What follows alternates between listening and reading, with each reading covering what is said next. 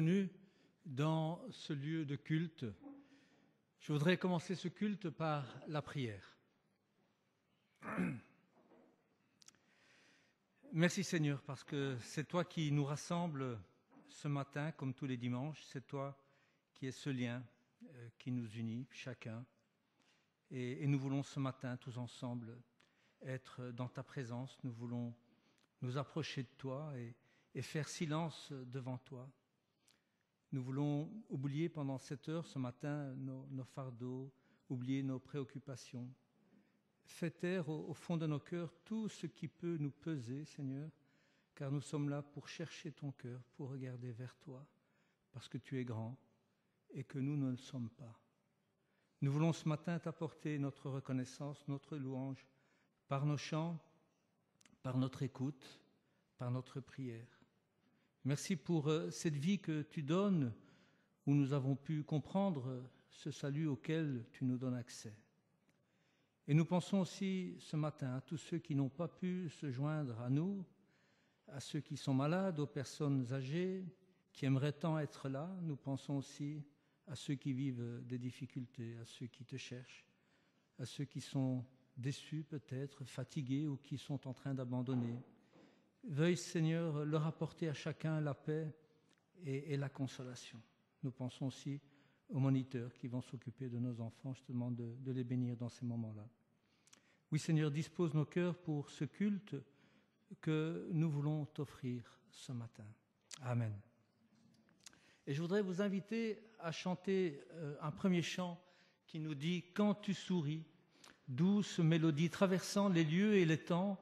Tous les chants, tous nos chants d'amour sont écrits pour toi, à toi, tous les chants d'amour. Et les paroles de ce chant expriment quelque part toute notre reconnaissance à Dieu, à celui qui est à l'origine de toutes choses, à celui qui est à l'origine de toute vie, je dirais même épanouie, puisqu'il a offert le prix de notre liberté. C'est la raison pour laquelle nous nous retrouvons ici le dimanche matin, la raison de nos chants, la raison de notre louange que nous voulons lui adresser. Chantons ensemble ce chant et nous pouvons nous lever pour chanter ce premier chant.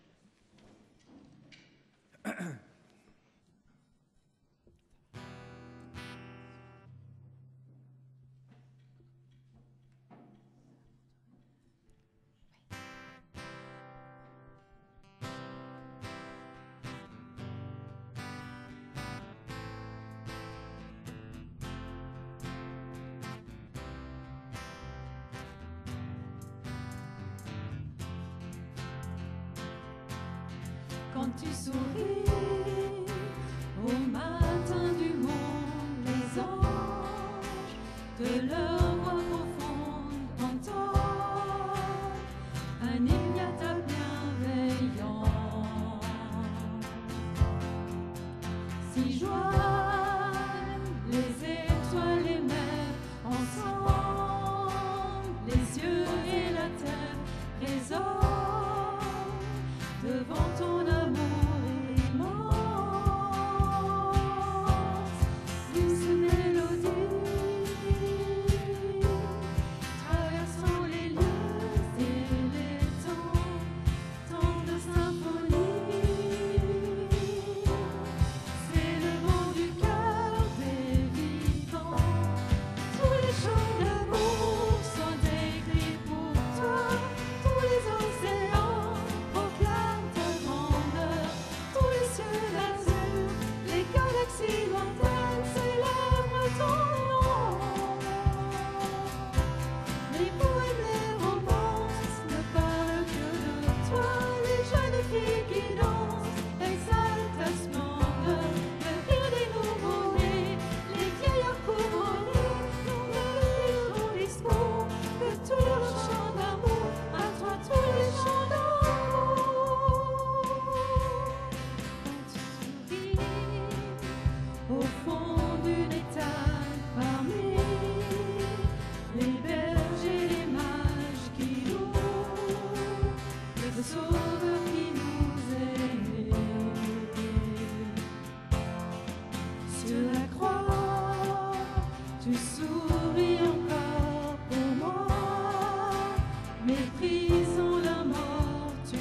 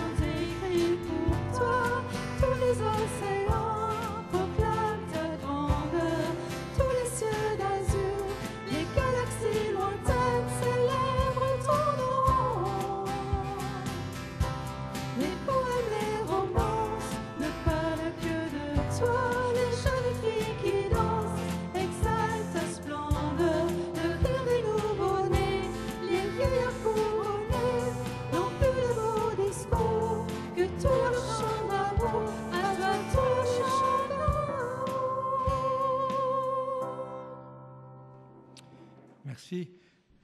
Normalement, il est prévu que les enfants, donc ce sont l'arche et les dauphins, rejoignent leur moniteur, donc c'est-à-dire Léo et Alexia qui vont faire, c'est le dimanche pas comme les autres, qui est un dimanche spécial pour les enfants qui sont en primaire. C'est bien ça, hein? Comment dis-tu, Léo? Les autres aussi peuvent venir.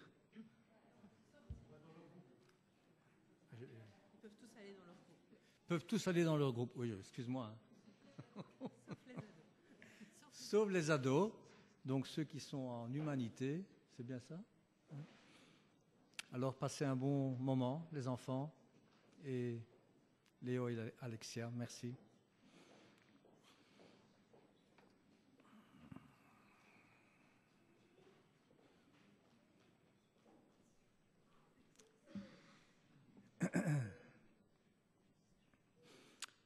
Alors il paraît que le mois de janvier est un mois où on peut se souhaiter durant tout le mois les meilleurs vœux, les meilleures choses, les meilleures résolutions, les meilleurs recommencements. Et je voudrais ce matin vous partager un verset que l'on trouve dans un psaume qui serait peut-être plutôt un vœu que Dieu nous fait pour cette année.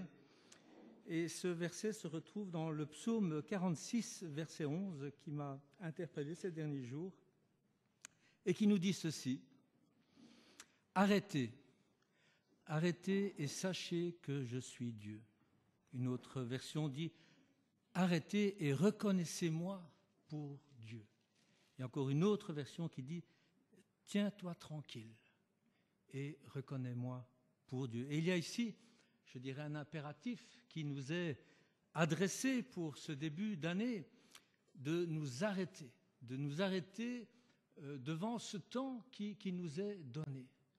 Et c'est vrai que si nous avons tous quelque chose en commun ici, c'est le temps. Et en ce début d'année, ce temps qui s'ouvre devant nous, eh bien, sera en partie ce que nous allons en faire, ce que nous voudrons en faire. C'est quelque part notre marge de liberté, notre marge de créativité dans cette vie qui nous est donnée, dans cette année 2024 qui est là, qui se présente à nous. Mais notre liberté d'activité peut aussi empêcher Dieu de se manifester à l'intérieur de nos vies. Et c'est pourquoi, comme le dit ce psaume, c'est que dans l'agitation de nos quotidiens, eh bien, il est bon de nous arrêter pour regarder vers Dieu. Il est bon de nous arrêter, de nous focaliser sur nos soucis, sur nos activités, parce que Dieu est plus grand que tout cela. Dieu est plus grand que tout ce que l'on peut entreprendre. Dieu est plus grand que tous nos soucis. Et quand nous prenons conscience de cela, eh bien, l'anxiété disparaît, n'est-ce pas? Pour laisser place à la tranquillité, pour laisser place à l'apaisement du cœur. Reconnaissez-moi pour Dieu. Alors que ce matin, nous puissions nous arrêter de nous agiter l'esprit pour laisser la place à cette tranquillité, pour laisser la place à cette contemplation de la grandeur de Dieu. Je voudrais vous inviter à chanter ce chant qui nous dit « Viens ». Viens, c'est le moment d'ouvrir ton cœur. Viens tel que tu es devant ton Dieu. Viens, c'est le moment d'adorer. Et l'adoration qui plaît à Dieu, c'est celle qui vient du fond du cœur. Bien sûr qui met en jeu d'abord le cœur, mais aussi notre tête.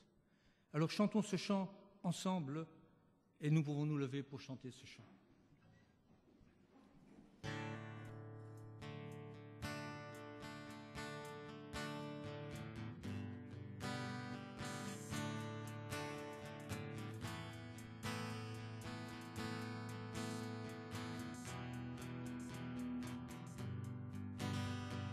Viens,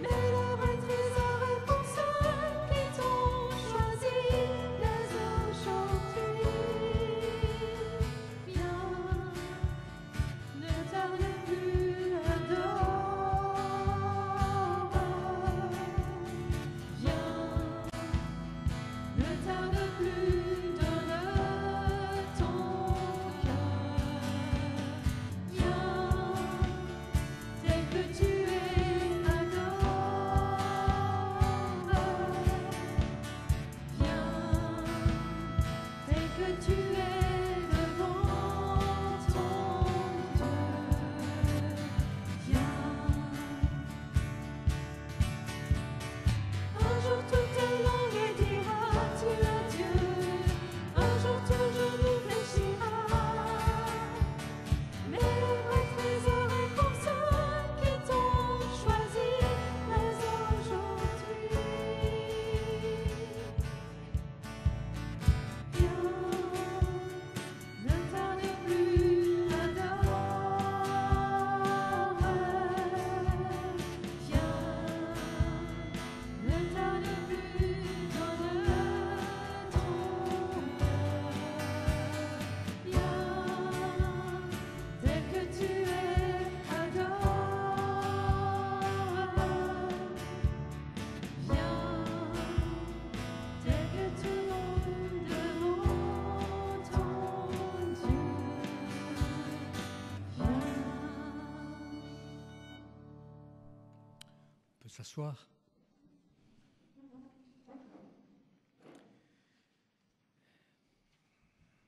Arrêtez et sachez que je suis Dieu. Reconnaissez-moi pour Dieu. Et je voudrais mettre juste après ce verset du psaume 46 un autre verset qui se trouve dans Deutéronome 11, au verset 11 et 12. Et c'est Dieu qui s'adresse au peuple d'Israël. Le peuple d'Israël va rentrer dans le pays promis. Il est là aux portes de ce pays promis qu'il attend depuis plus de 40 ans. Et voilà ce que Dieu dit à ce peuple d'Israël.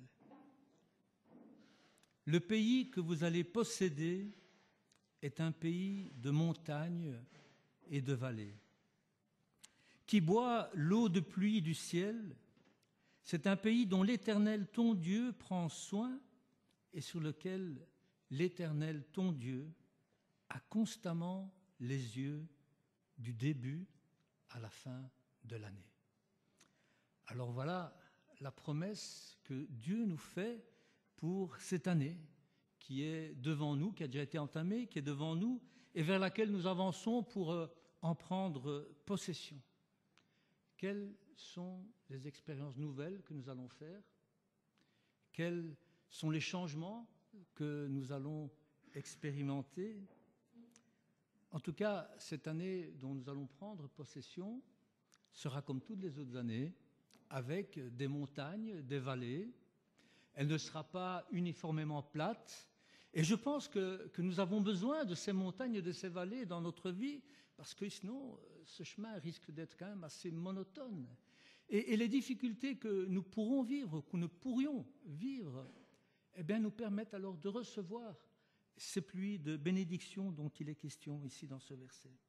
Et que je sois au sommet de la montagne où tout est magnifique, où la vue est splendide, où on domine les choses, ou que je sois au creux des vallées, où la lumière ne passe pas, où il y a de grosses zones d'ombre. Et je souris parce que je pense à la Belgique, qui est un pays où il y a de grosses zones d'ombre, n'est-ce pas, hein? Du 1er novembre au 31 mars, il n'y a qu'une couleur, c'est le gris. Et là, on a eu 3 jours, je ne sais pas, il y a quelqu'un qui a ouvert une fenêtre, mais ce n'est pas possible. Mais qu'importe que l'on soit au creux des vallées, Dieu est toujours là, il est présent. Et il nous a fait cette promesse pour chacun. Notre Dieu prend soin de nous et a constamment les yeux fixés sur nos vies du début à la fin de l'année. Est-ce que ce n'est pas une promesse magnifique à laquelle nous pouvons nous attacher? Notre Dieu veille sur nous, du début à la fin de l'année. Je vous invite à chanter ce chant qui dit « Quand je vois le ciel, les traces de tes pas, que suis-je, ô Dieu, pour que tu penses à moi?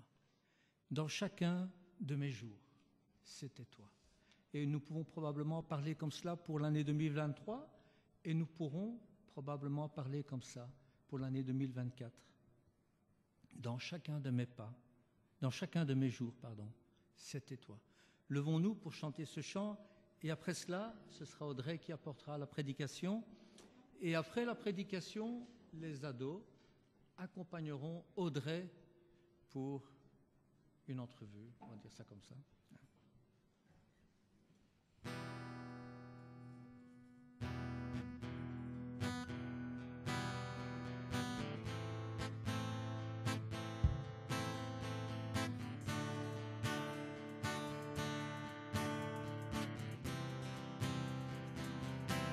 Le ciel et les étoiles, c'était toi.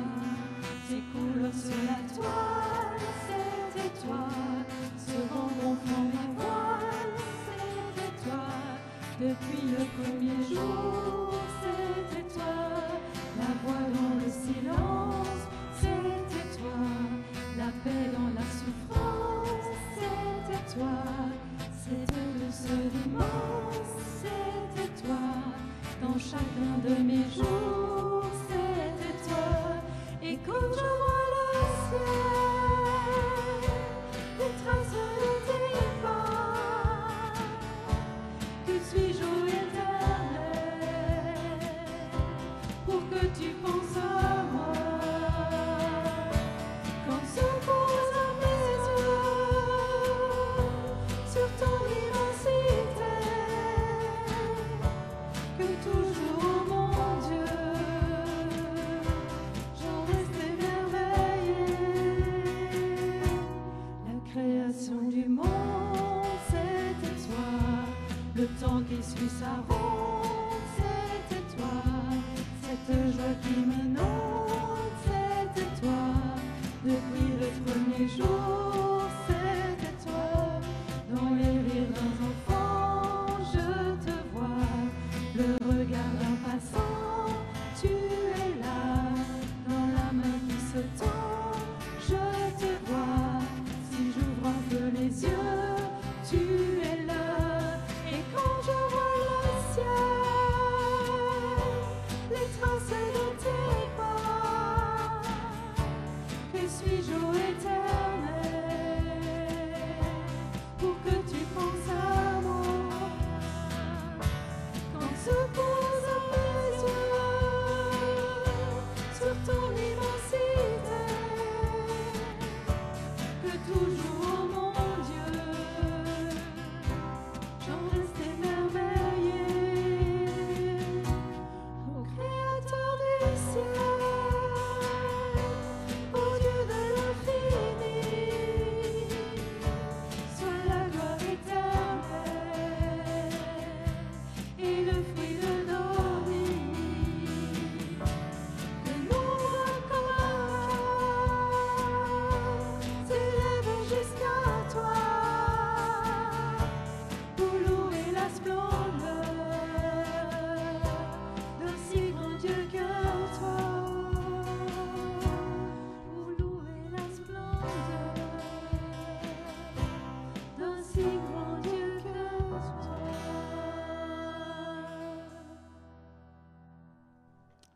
Voilà.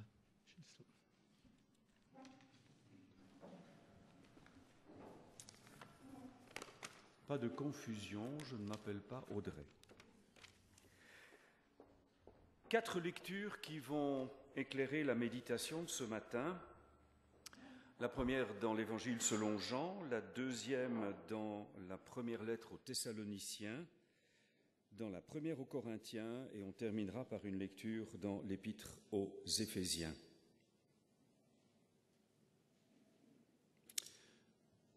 Je vous ai appelés amis, parce que je vous ai fait connaître tout ce que j'ai appris de mon Père. C'est pourquoi réconfortez-vous mutuellement et édifiez-vous l'un l'autre comme vous le faites déjà. Eh bien, le Christ est semblable à un corps qui se compose de plusieurs parties. Et toutes ces parties, bien que nombreuses, forment un seul corps. Et nous tous, juifs ou grecs, esclaves ou personnes libres, nous avons été baptisés pour former un seul corps par le même Esprit Saint, et nous avons tous bu de ce seul Esprit. Le corps ne se compose pas d'une seule partie, mais de plusieurs. L'œil ne peut donc pas dire à la main « je n'ai pas besoin de toi » et la tête ne peut pas dire aux pieds « je n'ai pas besoin de vous ». Dieu a disposé le corps de manière à donner plus d'honneur aux parties qui en manquent. Ainsi, il n'y a pas de division dans le corps, mais les différentes parties ont toutes un égal souci les unes des autres. Si une partie du corps souffre, toutes les autres parties souffrent avec elle. Si une partie est honorée, toutes les autres s'en réjouissent avec elle. Or, vous êtes le corps du Christ, et chacun de vous est partie de son corps. En proclamant la vérité avec amour, nous grandirons en tout vers celui qui est la tête, le Christ. C'est grâce à lui que le corps forme un tout solide, bien uni par toutes les articulations dont il est pourvu. Ainsi, lorsque chaque partie fonctionne comme elle doit, le corps entier grandit et se construit par l'amour et dans l'amour.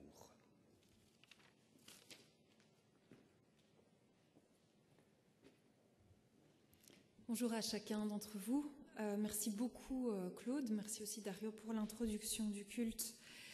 Alors aujourd'hui, nous poursuivons avec un petit peu de retard notre traversée d'une journée ordinaire en réfléchissant à la manière dont les gestes du quotidien nous parlent de Dieu et de la foi. Et aujourd'hui, le geste sur lequel nous allons méditer, en dialogue avec ces textes bibliques que nous avons entendus, c'est celui de l'appel à un ami, à une amie. Deux questions pour ouvrir notre réflexion. Qu'est-ce qu'un véritable ami ? Et la deuxième question que je voulais vous poser, est-ce que je fais un lien entre mes amitiés et la vie d'église ou le chemin de foi de manière plus générale ?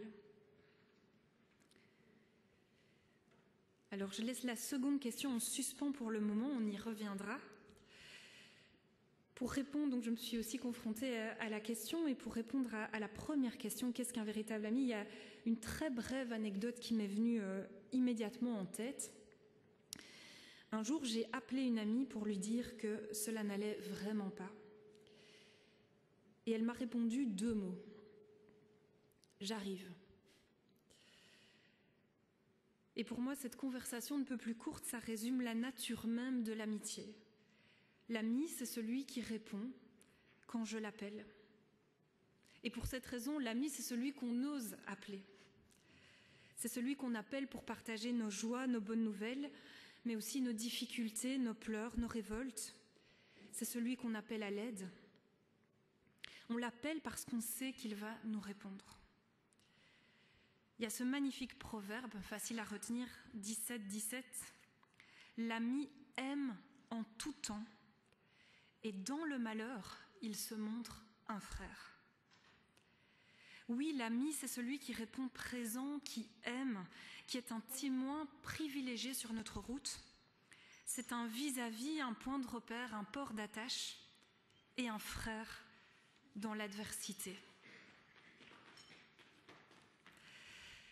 Ces appels et réponses mutuelles font que l'amitié est dialogue. C'est un lien d'appel et de réponses réciproques qui se poursuivent toute la vie durant. Parce que l'amitié, c'est une relation ouverte, dynamique, vivante. On dit que l'ami est celui, quand on le retrouve, qu'on a l'impression d'avoir quitté la veille. Parce que ce dialogue reste toujours en cours, à poursuivre, ouvert. Et il s'écrit au fur et à mesure de la vie. Il se bâtit, il se construit. Et dans le livre que nous poursuivons ce semestre, Tish Harrison Warren nous invite, avec originalité je trouve, à penser à cette réalité et à ce langage de l'amitié pour penser la foi en Église. Elle fait une observation pertinente. Elle dit que depuis quelques siècles maintenant, je la cite, les protestants évangéliques se sont concentrés presque exclusivement sur leur relation personnelle avec Dieu, sur la conversion individuelle et la croissance spirituelle. Fin de citation. Et cette emphase, même si elle est évidemment importante, essentielle même, peut avoir pour conséquence de réduire un petit peu la réalité de la foi. Une réduction qui s'est probablement accentuée avec l'influence de la culture individualiste dans laquelle nous baignons, une réduction à une réalité exclusivement personnelle. Il s'ensuit que l'Église est ainsi facilement restreinte à un lieu qui serait destiné à servir mes besoins spirituels personnels. Et comme on peut se nourrir facilement tout seul aujourd'hui, on a eu ces gros débats pendant le Covid avec le conseil pastoral, il arrive même qu'on se demande à quoi sert l'Église. Le sens s'étiole un petit peu. Est-ce que ça a encore du sens finalement d'organiser des cultes ?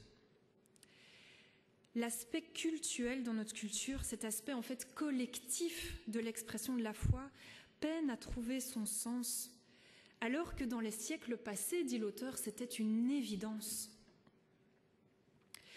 Et en fait, quand on relit ces textes de l'apôtre Paul sur le corps, moi à chaque fois je trouve qu'il y a une puissance poétique, il y a une beauté dans ces textes, mais je trouve qu'on peut être parfois mis en difficulté, sans doute à cause de notre culture, pour comprendre concrètement cette dimension de l'Église comme un corps interdépendant. Moi, personnellement, je me dis plus facilement que je peux m'en sortir toute seule, que je n'ai pas forcément besoin de telle ou telle partie du corps, plutôt que vraiment me reconnaître dans cette image où Paul dit que vous êtes un corps, en parlant de l'Église, qui forme un tout solide, bien uni par toutes les articulations. Et je me disais, on perçoit volontiers l'Église un petit peu comme extérieure à nous, on l'observe, on la côtoie évidemment aussi, mais parfois avec une certaine distance. L'histoire de l'Église ne nous aide pas non plus, on est très bien informés, on connaît sa part d'ombre, sa part ténébreuse. On sait que faire partie de ce corps, quelque part, nous expose. Et l'auteur dit, les blessures infligées par l'Église s'avèrent encore plus douloureuses et complexes que les conflits personnels, aussi douloureux soient-ils. C'est peut-être donc assez naturel qu'on préfère mettre nos barrières et rester libre de nous dissocier si cela s'avérait nécessaire. À l'interdépendance, avouons-le, nous préférons souvent l'indépendance. Au jumelage avec d'autres, nous préférons l'autonomie. Pourtant, nous l'avons lu, cette interdépendance est au cœur de la prédication de l'Évangile. Et Paul ne dit pas qu'on fait partie d'une communauté. Il dit que par l'union à Christ, manifestée par le baptême, nous sommes cette communauté. Il dit qu'on est comme des jointures d'un même corps, des organes entremêlés, si on peut dire. Nous sommes pleinement ce corps du Christ. Il dit, il n'y a pas de division dans le corps. Les différentes parties ont tout un égal souci les unes des autres. Si une partie souffre, toutes les autres souffrent avec elle. Et si une partie est honorée, toutes les autres s'en réjouissent avec elle. Je me demande toujours, est-ce qu'il décrit un but, une utopie, ou est-ce que c'est déjà quelque chose qui vit ? Il y a comme en tout cas une solidarité intense entre les parties parce qu'elles s'attachent à la tête qui est le Christ. Et l'auteur nous interpelle en disant il y a une vérité spirituelle et une beauté dans ces paroles qui nous échappent bien souvent. Alors quel remède à cette carence, si on peut dire, dans notre expérience de la foi ? Comment redécouvrir et comprendre cette dimension relationnelle, collective, interdépendante, communautaire de la foi ? Et c'est ici que le langage de l'amitié peut nous aider. Alors on peut se demander, est-ce que ça a vraiment sa place pour parler de l'Église ? Mais rappelons que Jésus lui-même nous appelle ses amis. C'est lui qui, le premier, place l'amitié en toute simplicité comme ça, au cœur de la bonne nouvelle. Il dit, comme on l'a entendu, « Je vous ai appelés amis parce que je vous ai fait connaître tout ce que j'ai appris de mon Père. Vous êtes mes amis parce que je vous ai tout partagé, tout ce que j'ai reçu de plus précieux, je vous l'ai transmis. » Il aurait pu dire, je vous appelle mes élèves, mes disciples, mes envoyés, mais il dit amis.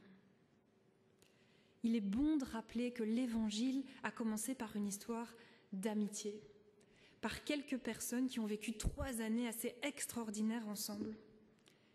La foi, c'est ça aussi. Et si on prend ces lunettes-là, celles de l'amitié, on voit que l'Évangile nous raconte des histoires d'amitié entre Jésus et les 12, entre Jésus et Marthe, Marie et Lazare, entre les apôtres, entre eux. Et ces amitiés sont un reflet, un prolongement, comme semble l'enseigner Jésus, une incarnation d'une réalité déjà développée dans la première alliance. Celle, en fait, qu'une amitié est possible entre Dieu et les hommes. Dieu s'exclame en Ésaïe 41, verset 8, « Et toi, Israël, mon serviteur, peuple de Jacob que j'ai choisi, descendance de mon ami Abraham. » Dieu considère Abraham comme son ami, avec tout ce que cela implique de dialogue, d'authenticité, de réciprocité.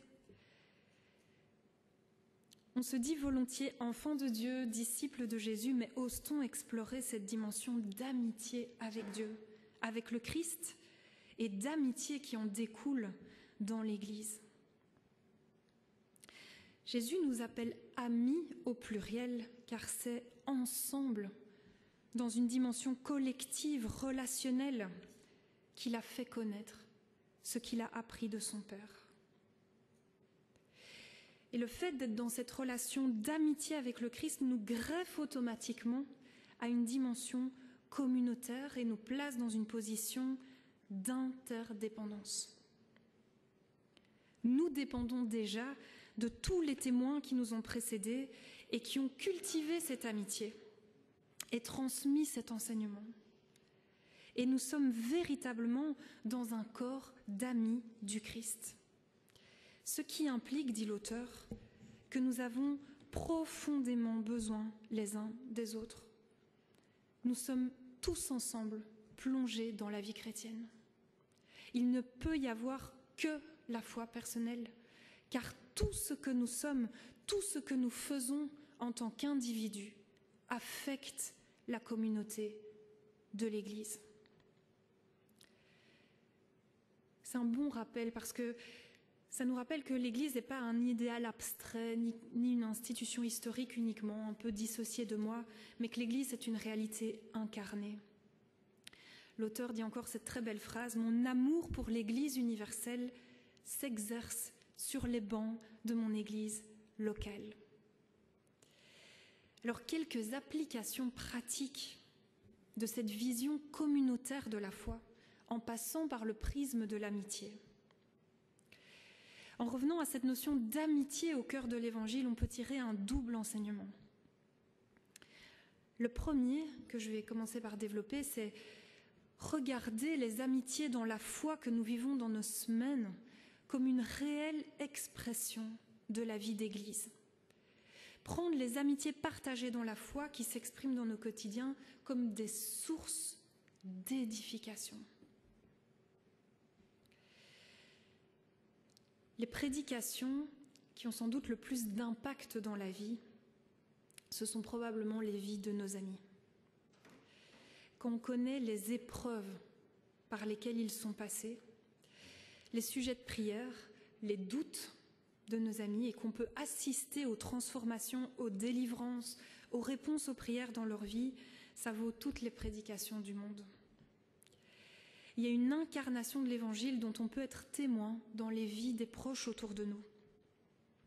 Et prendre le temps de se partager la trame de nos quotidiens, prier les uns pour les autres, s'accompagner mutuellement dans les épreuves et les dénouements, recueillir quelque part le vrai de ce que vit l'autre, cela nous aide à croire.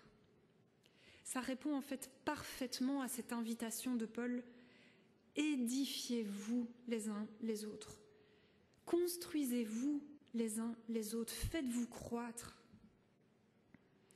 Quand on entend les difficultés de nos amis et qu'on peut partager les nôtres et qu'on recycle cela en prière, il y a quelque chose de puissant, une puissance d'édification. Donc prier pour et avec ses amis, C'est une manière de nous édifier les uns les autres en nous impliquant en fait dans la vie quotidienne et spirituelle des autres. Parfois, on oublie ce que Dieu a fait pour nous par le passé, et nos amis qui ont été témoins peuvent être là pour nous le rappeler, pour nous rappeler ce qui s'est passé, ce que Dieu a fait pour nous, comment il a agi dans nos vies. On se rappelle mutuellement comment la bonne nouvelle a œuvré dans nos vies respectives. On est témoin des trajectoires qui se sont modifiées, des transfigurations et des fruits portés. Et ces amitiés sont l'incarnation dans nos quotidiens de ce qu'est l'Église. Et ces relations, elles préfigurent et elles prolongent aussi nos rassemblements du dimanche. Quand l'Église locale se rassemble, nous nous encourageons et nous nous rappelons que nous répondons ensemble à un appel, que nous sommes ensemble en chemin. Nous nous annonçons, dit l'auteur, mutuellement la bonne nouvelle par notre présence, par nos prières, par le partage du repas, par les temps de communion. Tout ça est la continuité, la manifestation de ce qu'on peut partager avec une petite poignée de personnes, peut-être pendant nos semaines. Et je pense que ça implique d'être parfois un peu plus intentionnel. Juste 2 exemples concrets avant de passer au deuxième axe. Avec 2 amis, on a décidé de nous rencontrer régulièrement à 3 pour prier. Pas pour papoter ou faire une activité, mais vraiment pour prier. Et en fait, ça transfigure la relation et approfondit l'amitié et la foi d'une manière assez phénoménale. C'est ce qui se vit aussi dans les PEP, les groupes de maison, les petits groupes. Dégager du temps pour écouter ce que l'autre vit dans son plus ordinaire et s'engager à prier pour lui. Un autre exemple, quand je suis arrivée au conseil pastoral, j'ai découvert une très belle, très simple mais très belle tradition à Stockel. C'est qu'à chaque conseil, on commence par prendre des nouvelles de chaque personne. Et je me suis rendu compte à quel point c'était précieux récemment en rejoignant une réunion de travail liée à une autre église où on a évoqué seulement le travail à faire, si je puis dire, sans prendre aucune nouvelle. Et je me disais, mais en fait, nos vies quotidiennes, si on est vraiment le corps, elles comptent. Nos vies quotidiennes sont aussi la vie de l'Église. Il y a un verset assez atypique que j'aime bien dans l'épître, la première épître à Timothée. Paul est en train de donner des grands enseignements sur la direction d'Église, sur comment imposer les mains, sur les péchés cachés, sur plein de grandes choses qui semblent importantes. Et puis en plein milieu de toutes ces instructions, il dit ceci à Timothée. « Cesse de boire uniquement de l'eau, mais prends un peu de vin pour faciliter ta digestion, puisque tu es souvent malade. » Un élément comme ça, terre à terre, mais rempli de tendresse. Timothée a des soucis de digestion. Et dans le texte de Paul, au milieu de ce flux de choses hyper importantes qui concernent la direction de l'Église, il y a ce petit détail. Ce souci de l'autre, dans ce qu'il vit vraiment, fait partie, est imbriqué dans la vie de l'Église.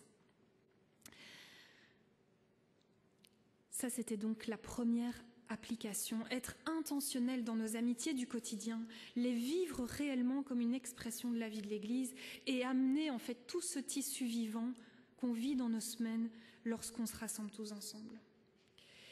Et puis le deuxième enseignement, la deuxième implication, le deuxième axe, c'est qu'on peut peut-être aussi s'inspirer de l'amour d'amitié pour pratiquer l'amour en Église avec des personnes peut-être qu'on connaît depuis moins longtemps, moins bien, avec qui on a peut-être moins d'affinité. On peut s'en inspirer parce que c'est un amour qui est un dialogue authentique, vivant, ouvert, sécurisant. Paul dit « réconfortez-vous mutuellement ». Là, il parle à l'Église. Et je crois que l'amitié peut nous réapprendre, le prisme de l'amitié, à comment réconforter les autres. L'amitié, c'est ce lieu du vrai. C'est un lieu où on peut se décharger de tout. Et on voit que Jésus parlait vrai avec ses amis, il parlait en profondeur, il partageait ses propres douleurs, ses propres craintes, son besoin de soutien dans la prière. Dans Matthieu 26, « Asseyez-vous ici, dit Jésus, pendant que je m'éloignerai pour prier. » Et il prit avec lui Pierre et les 2 fils de Zébédée, et il commença à éprouver de la tristesse et des angoisses. Il leur dit alors, « Mon âme est triste jusqu'à la mort, restez ici et veillez avec moi. » L'amitié, c'est ça, c'est ce lieu où l'on ose se dire qu'on est triste jusqu'à la mort, où l'on ose dire nos doutes, nos traversées du désert, nos épreuves, nos tentations. Parfois, on peut avoir cette crainte de s'ouvrir sur une difficulté en Église, par crainte de recevoir peut-être une formule toute faite. Et l'auteur dit avec lucidité, quand on confie sa honte ou ses peurs à quelqu'un, il n'y a rien de pire que de recevoir pour toute réponse un joli petit sermon préfabriqué.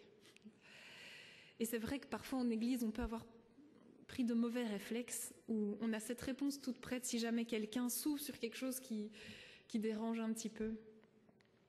On a sûrement tous un exemple en tête. Mais le lien d'amitié peut nous inspirer. Il résiste par nature au discours tout fait. Recherchons en Église ce langage de l'amitié pour nous réconforter les uns les autres, plutôt que des discours spirituels tout faits. Le réconfort se produit dans une vraie rencontre authentique.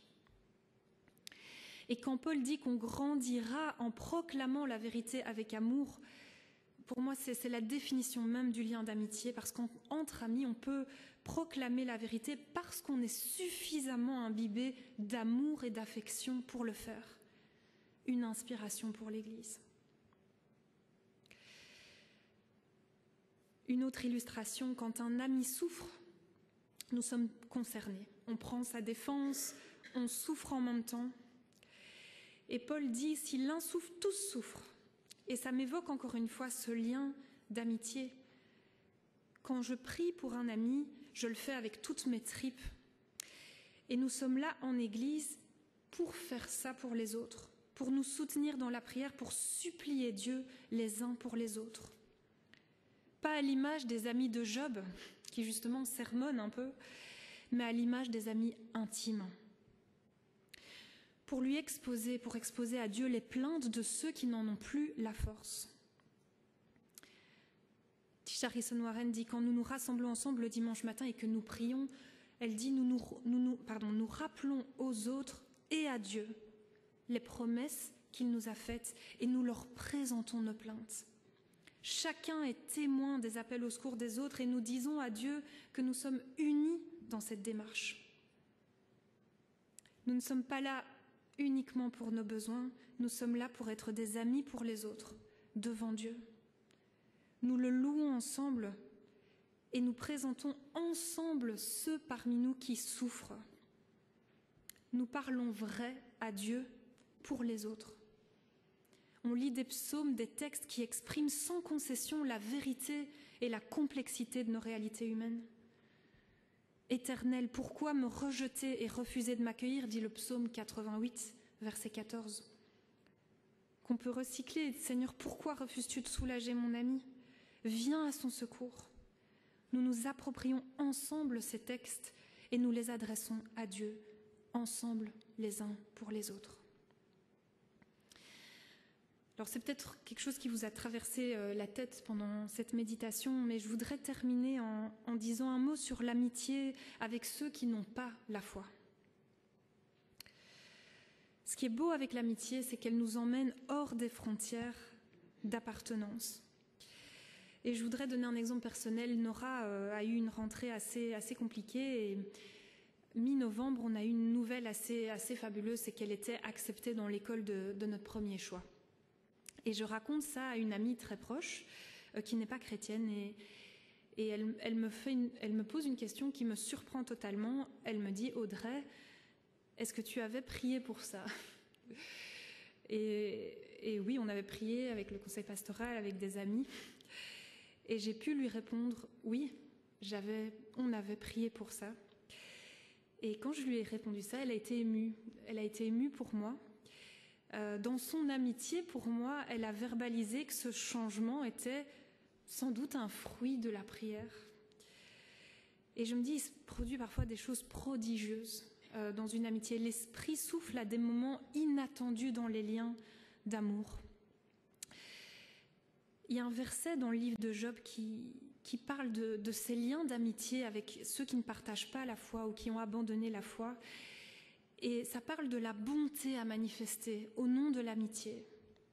Je vous lis ce verset, c'est dans Job 6, verset 14.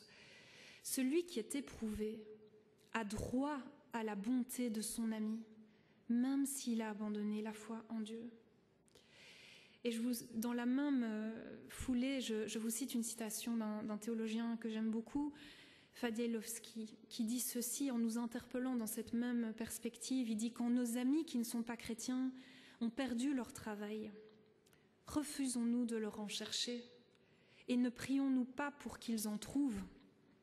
Leur pain quotidien a-t-il moins d'importance que le nôtre?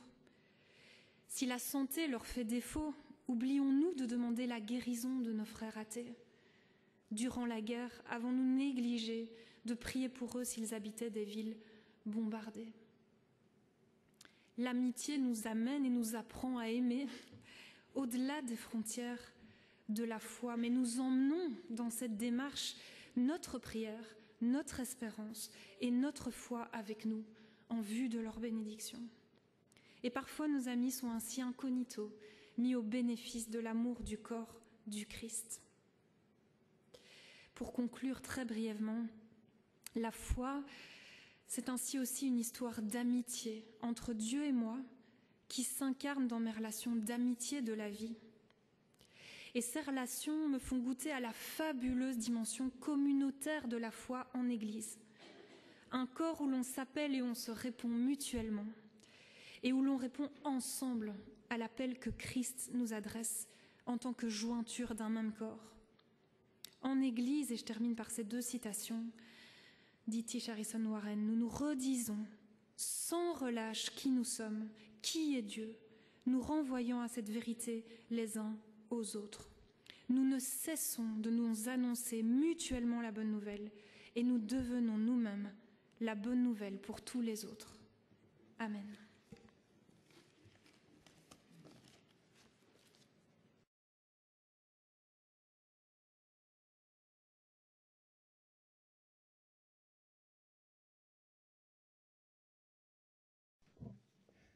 Merci Audrey.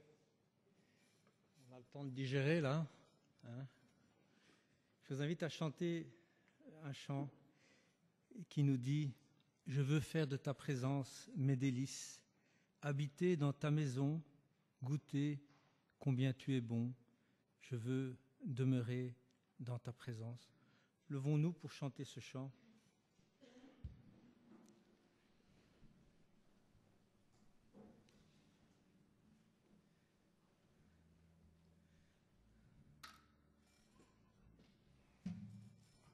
Sorry.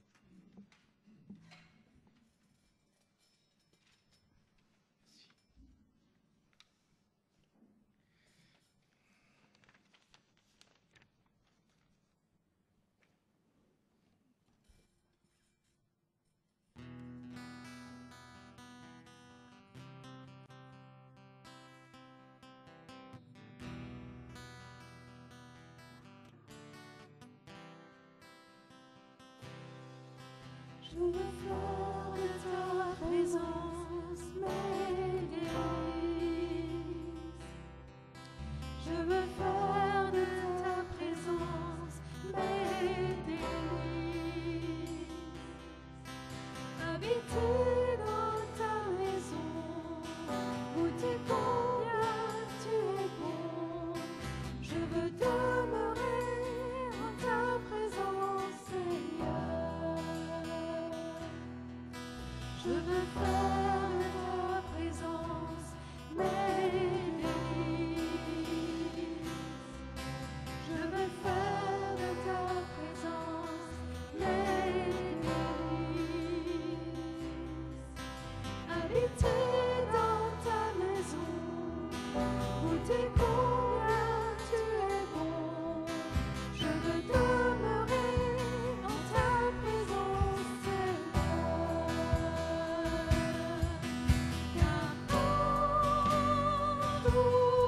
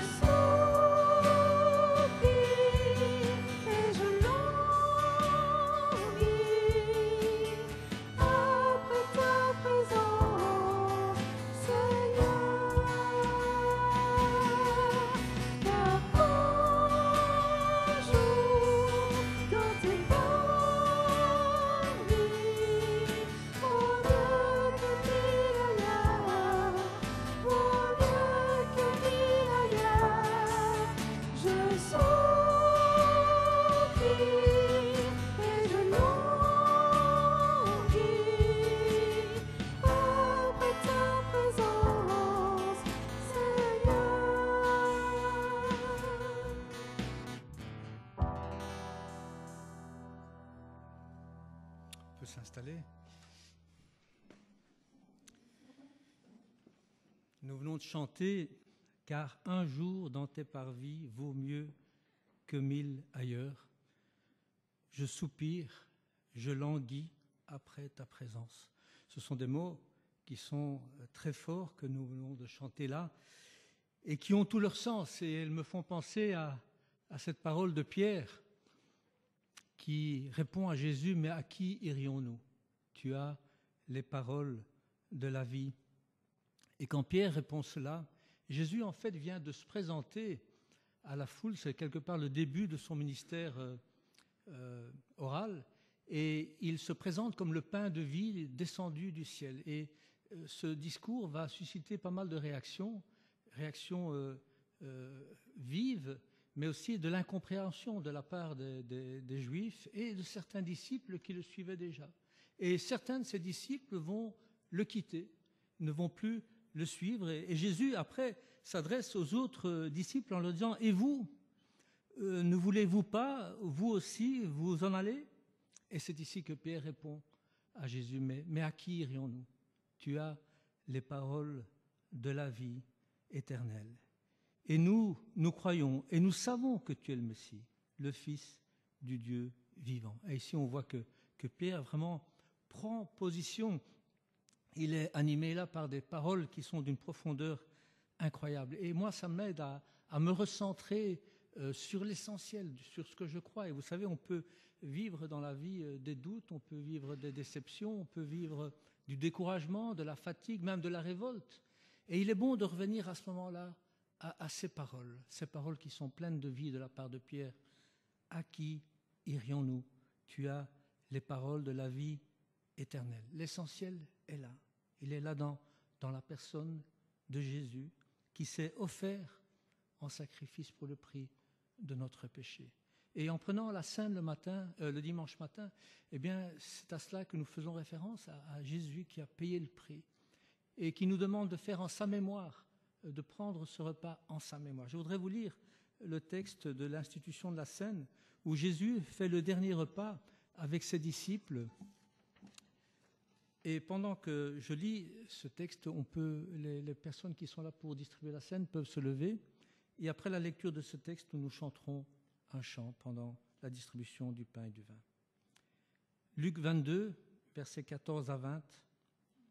L'heure étant venue, il se mit à table, et les apôtres avec lui.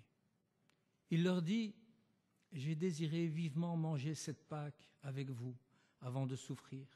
Car je vous le dis, je ne mangerai plus jusqu'à ce qu'elle soit accomplie dans le royaume de Dieu. Et ayant pris une coupe et rendu grâce, il dit : prenez, cette coupe et distribuez-la entre vous. Car je vous le dis, je ne boirai plus désormais du fruit de la vigne jusqu'à ce que le royaume de Dieu soit venu. Ensuite, il prit du pain, et après avoir rendu grâce, il le rompit et le leur donna en disant : ceci est mon corps, qui est donné pour vous. Faites ceci en mémoire de moi. Il prit de même la coupe, après le souper, et la leur donna en disant : cette coupe est la nouvelle alliance en mon sang, qui est répandue pour vous. Je vous invite à chanter ce chant dans un esprit de prière.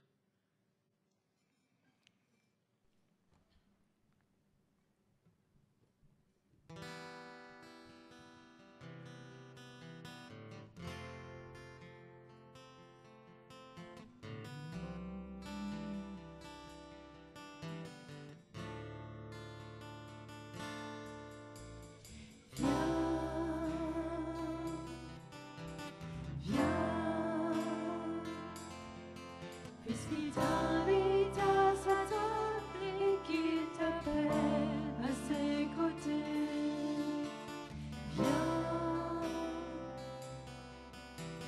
viens. Il suffit d'ouvrir ton âme à son amour et sa bonté. Viens, puisque l'ombre de l'hiver est déjà loin et que le chant de son cœur est en chemin.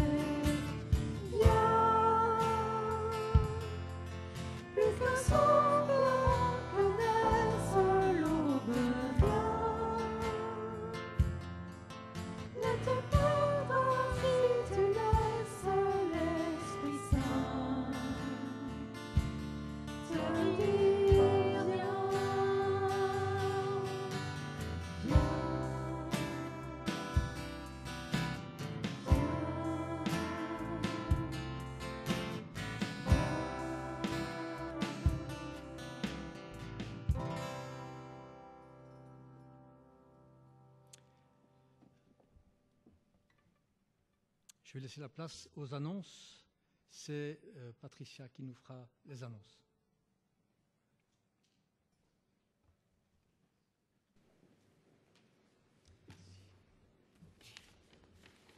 Bonjour. Alors aujourd'hui a lieu la sortie Stockel Fun qui aura lieu au musée des égouts. Voilà, nous avons ici le slide. Alors, si vous aviez envie d'y participer et comme moi, vous avez oublié ou pas pris le temps de vous inscrire, c'est toujours possible de participer. Toutefois, il faut avoir de bonnes chaussures, résistant éventuellement à l'eau. Si vous voulez plus d'informations, vous pouvez vous adresser à Sophie qui se trouve ici juste devant. Tu peux juste lever la main pour qu'on voit où tu es. Voilà, elle pourra vous donner tous les détails. Alors, deuxième annonce, il n'y a pas de PEP cette semaine. Petit rappel, c'est quoi le PEP? P-E-P. Alors, c'est directement en application avec la prédication de ce matin, puisque le premier P signifie partage. Et donc, on partage nos joies, nos peines, les bonnes nouvelles, les moins bonnes, nos difficultés ou nos victoires pour appliquer ce que on nous enseigne le dimanche ou d'autres jours. Le E pour l'étude de la parole et le deuxième P pour la prière. Mais il n'y en a pas cette semaine. Vous pouvez toujours venir me trouver pour avoir plus d'informations, si ça vous intéresse et que vous n'y participez pas encore. Annonce suivante. Jeudi, je prie.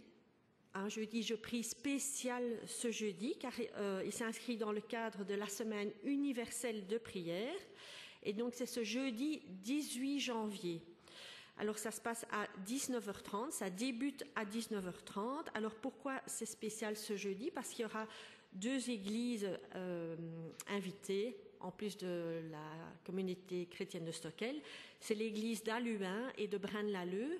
Alors pour ceux qui ont participé au week-end d'église à Genneval, certains d'entre vous ont peut-être eu l'occasion de faire connaissance de certains membres de l'église de Braine-l'Alleud. Et donc vous aurez peut-être l'occasion de les revoir lors de ce jeudi Je prie.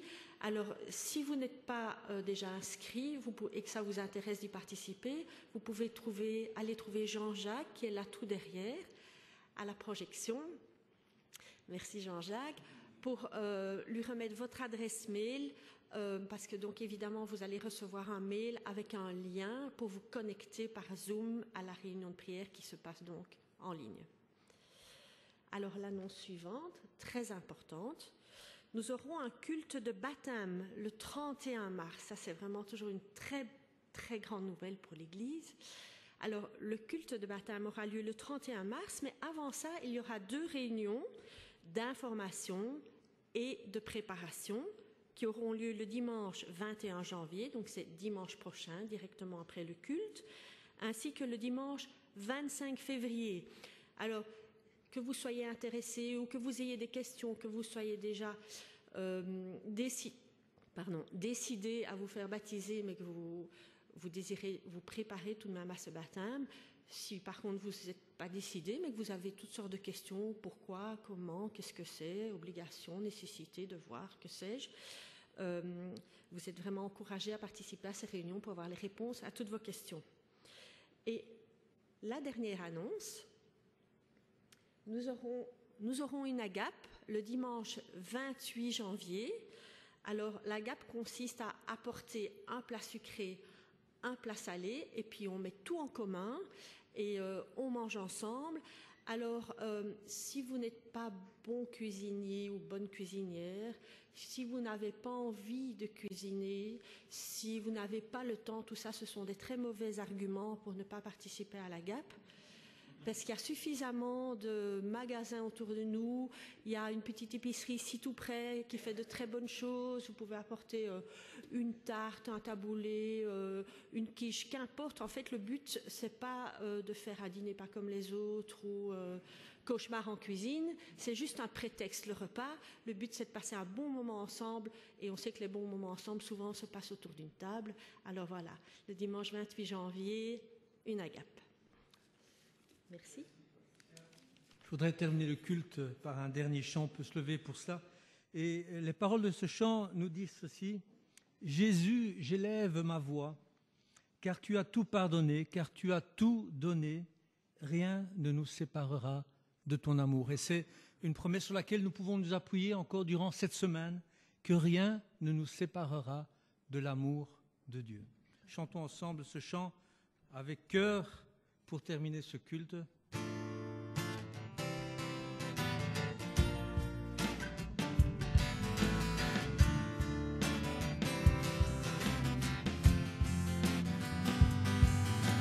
Jésus, j'élève ma voix vers toi, car tu as tout pardonné, tout ce qui m'accablait. Jésus, j'élève ma voix vers toi, pour moi tu as tout donné, oh je veux te louer. Même si tout basculait, si la peur venait m'envahir, rien ne pourrait taire ton amour. Ni les puissances du ciel, ni le présent, ni l'avenir, rien ne me séparera de ton amour. Jésus, j'élève ma voix vers toi, car tu as tout pardonné, tout ce qui m'accablait. Jésus, j'élève ma voix vers toi, pour moi tu as tout donné, oh je veux te louer. Même si tout basculait, si la peur venait m'envahir, rien ne pourrait taire ton amour. Ni les puissances du ciel, ni le présent, ni l'avenir, rien ne pourrait me séparer de ton amour. Jésus, j'élève ma voix vers toi, car tu as tout pardonné, tout ce qui m'accablait. Jésus, j'élève ma voix vers toi, pour moi tu as tout donné, oh je veux te louer. Bon dimanche à chacun, et il y a le café qui est là pour entretenir notre amitié. Bon dimanche.